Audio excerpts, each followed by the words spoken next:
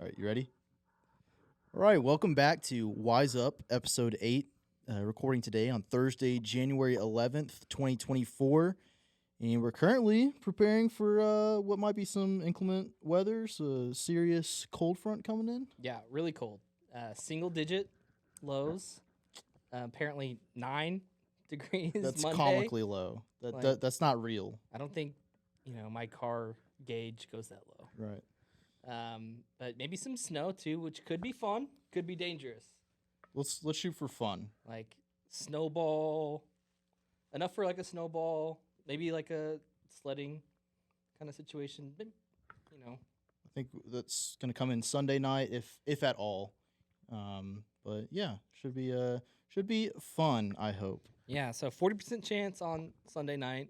That's when we'll be kind of locked in, kind of trying to see, if this is going to have any road impacts and stuff. And I know that TxDOT's already been treating some roads, the major roads around Wise County to, prevent icing and freezing. And but check out our social media pages. We'll be updating y'all as often as we can, just kind of on, what's looking like out there. Because I know everybody's kind of sitting at home wondering, hey, is this road okay? Right, Is right. it safe to go to work? Is it safe? It's going to fall on a holiday. So luckily, our schools won't be meeting and that concern. But, not everybody gets Monday off. So Our esteemed sports editor, Mike McCartney, will be listening to the scanner yeah, for you guys, taking care of y'all with any updates. Any wreck, any fire, he'll be on it. Like, that's him.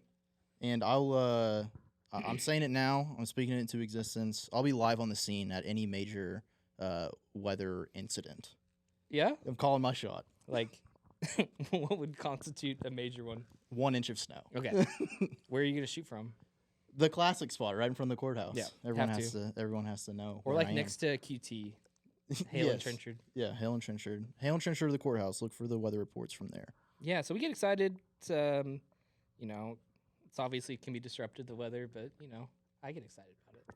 Yeah, think back to, snow days when you were a kid in school, and such a novelty in Texas, too. You never really get snow on Christmas. It always seems like it comes around in January or February, but it's always fun to... It's fun for like 30 minutes until the snow gets gross. Yeah. So Yeah. In Texas, it's pretty white, and then it's like all mud. gray, yeah. Yeah. Yeah, I think everybody has that memory from their childhood of, watching the news and waiting for their school to pop up on the scroll. Yeah. But it's been interesting to kind of see the back end of that because, the Wise County Office of Emergency Management will meet with our superintendents to make those decisions. Now it's like I get to kind of see the other end of it. But luckily, once again, hopefully it'll just be Monday. But always remember, in serious weather and cold like this, the 4 Ps. Oh, huge. Yeah.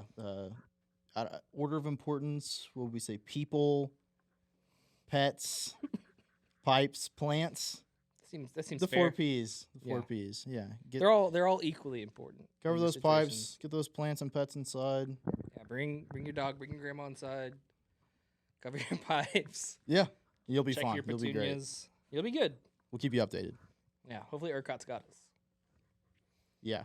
But yeah, so beyond weather, which we're clearly experts in, we kind of had another interesting week, another good paper. I got to tackle a difficult story just because I had gotten to know him fairly well since I've been working here. Was with the passing of Martin Woodruff. I don't know if you'd ever gotten to do a story with him. I'd interacted with him a little bit. He would come into the messenger office and he was looking through kind of our archives of old newspapers and, had a few side conversations with him there. But obviously loves Decatur and loves the community and, served in numerous, volunteer and civic organizations. And you can see it. I think it just, shines through him the way he, talks to people and carries himself. Everything that I've heard from, people commenting on his passing is just that he was a great guy. I don't think you even have to meet him to know how much he had an impact on this place. Yeah, he had this real like chipper, cheery personality that really kind of carried him through, and it's just like a real passion for service. And I mean, the amount of stuff.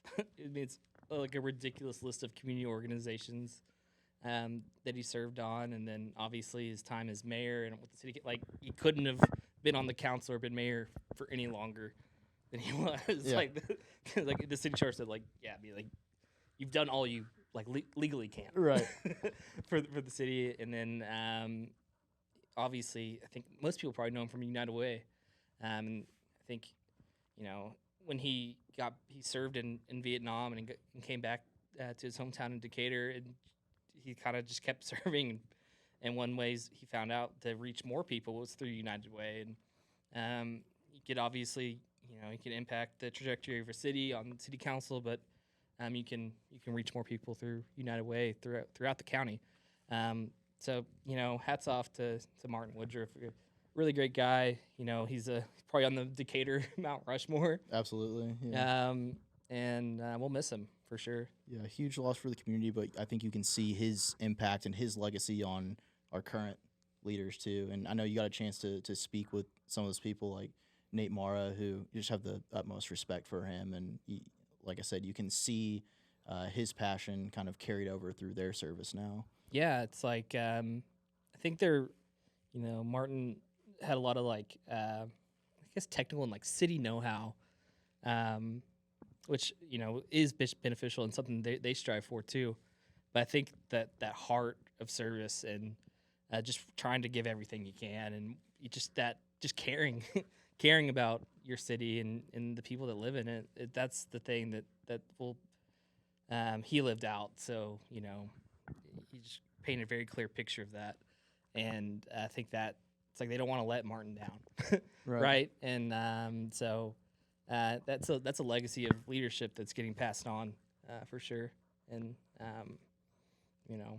yeah, we'll definitely miss him. He would often come into our office to chat about things, and a couple hours passed by, and he was just a very thorough. Like it's kind of hard to pigeonhole him because he kind of he's a military man. He at Poco Graphite, where he spent most of his career, he was like kind of IT, like establishing these very organized systems, but he's also like an eccentric, kind of quirky, cheery guy that like sang at church, sang at the Lions Club. Interesting person, really. I think up here, this is a Nate quote, but there will never be another. I think that's the easiest way to sum it up. Absolute legend, pillar of the community, like you've written. So yeah, it's a huge loss, but he will always be remembered here. Yeah, I expect that funeral on Saturday. It's at his church, First United Methodist Church in Decatur. That thing's gonna be packed.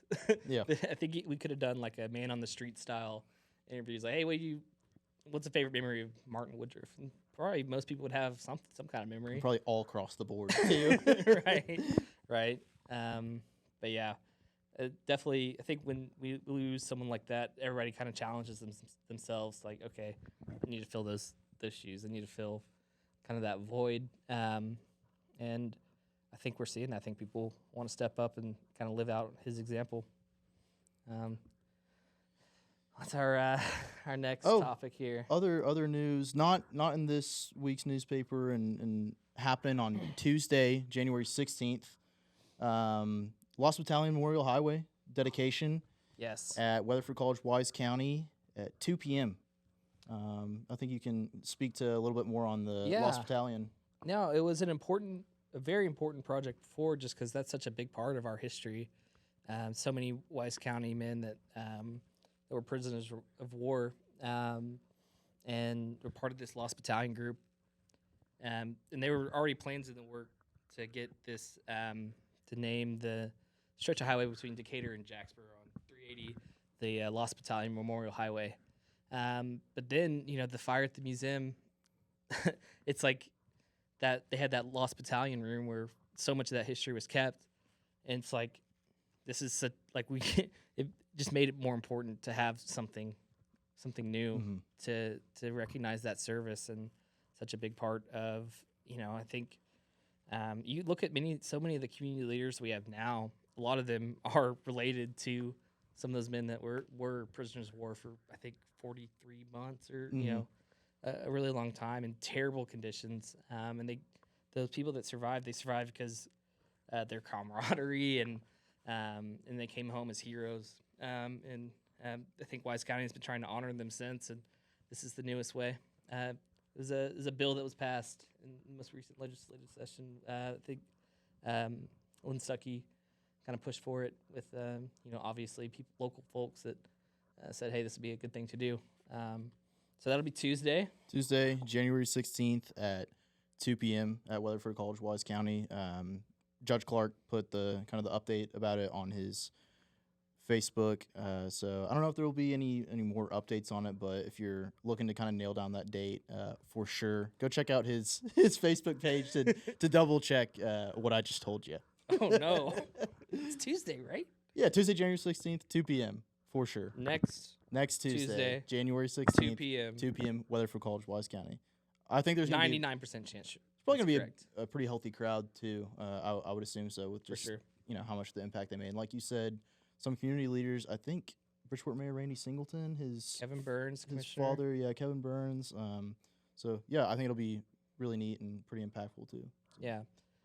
And people that are driving through, they may not know what the Lost Battalion even is, so that kind of lead them to go, okay, what is that? And learn a little bit more about Wise County and our history. So, and now, in a complete switch up, we're going to cut to your very favorite sports segment with sports editor Micah McCartney.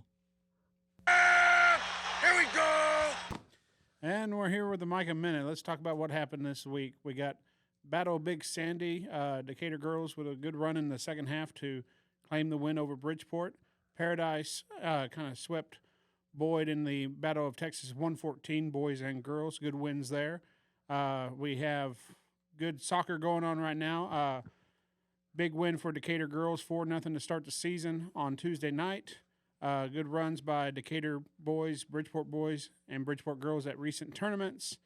Good feature story in Thursday's paper about Bridgeport shooting guard Gracie Rodriguez, who tore her ACL and MCL last year. She's back on the court trying to get the Sissies back to the regional tournament for the first time since 2021. Decatur cheer, shout out to y'all for bringing home top 20 placement in state at the state cheer contest. And that's it for the Micah Minute. Well, thank you so much for that important sports update, Micah. Again, I don't know how you fit all that into 1 minute. That's crazy, man. Congrats on another successful week of the Micah Minute. And thanks to Jillian for sharing her juggling talents. Yeah, one of the top 3 athletes in the office. You can debate who's in the top 3. Definitely one. But yeah, you had an interesting week. Yeah, so last week, like I told you guys, I was going to be at the Republican Forum that the Wise County Conservatives held at Rise Church here in Decatur, and I was there. I kept my promise. Ruffled some feathers this week a little bit. It happens in the business. But yeah, to be completely honest, I was a little bit disappointed with, what was addressed. I don't think a whole lot of relevant topics to Wise County were discussed, especially with our sheriff candidates. So that would be all 4 of them that are on the March primary ballot were there. So Rex Hoskins, Craig Johnson, Kerry Melma, and Wesley Hughes, they were all there. And so the way it was set up was the groups that helped organize this forum, they wrote questions, and Newark Mayor Crystal Cardwell asked them and kind of moderated it, if you will. But it, didn't address dispatch fees in some Southwise police departments, which I know it's been a huge issue for last year really. No mention of running a jail, which is half of the job, and a huge headache, I would assume. I don't know. We talked about COVID for some reason. Yeah. Talked about standing up to the federal government and what happens if you try to take away our guns. Not really a day-to-day important role. No, these very large, scary questions. Right. And then kind of the same thing. So, House District 64 candidates, Andy Hopper of Decatur and Elaine Hayes of Runaway Bay, they were there. and it was kind of the same deal where I didn't feel like there were a lot of relevant. You could argue they're relevant topics in the grander scheme of things, but nothing that I think really would have a huge impact on Wise County. And so it felt odd that these are the people that we could potentially vote for, and they don't have the opportunity to speak on how they would help their constituents. Yeah, So I think that should be, a focus when you are voting is kind of knowing how it's going to impact you, Right. and impact our community. Not necessarily just proving, how whatever national political talking point is, in fashion at the time, or 3 or 4 years Right. late. But yeah, I think, these people play a really important role in our community, and that's kind of a challenge that we're going to probably try to take up, is just, seeing where the people stand on these issues.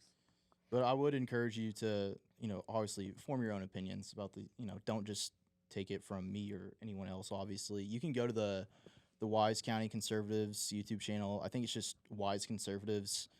They did individual interviews with the candidates that were there so the sheriff's candidates, the House District 64 candidates, and the Congressional District 26 candidates. Yeah. They all did one-on-one interviews, and those are all recorded and up on their YouTube channel. So Yeah, I'd for sure encourage you watch it yourself. to go watch those and make an informed decision on who you want to potentially vote for sure. Yeah, absolutely. Speaking of elections, Reader's Choice. Oh yes, how could I forget? The best time of the year. Yeah. So ballots are out now. They will be in this week's paper, and today, Thursday's paper. Mm-hmm. Next week, the 18th, Yep. and the week after that, the 25th. Yep. So yeah, again, you can vote for favorite burger, favorite Make an informed decision on elected those two. official. Please go to those restaurants, try their Yeah. burgers, make an informed decision.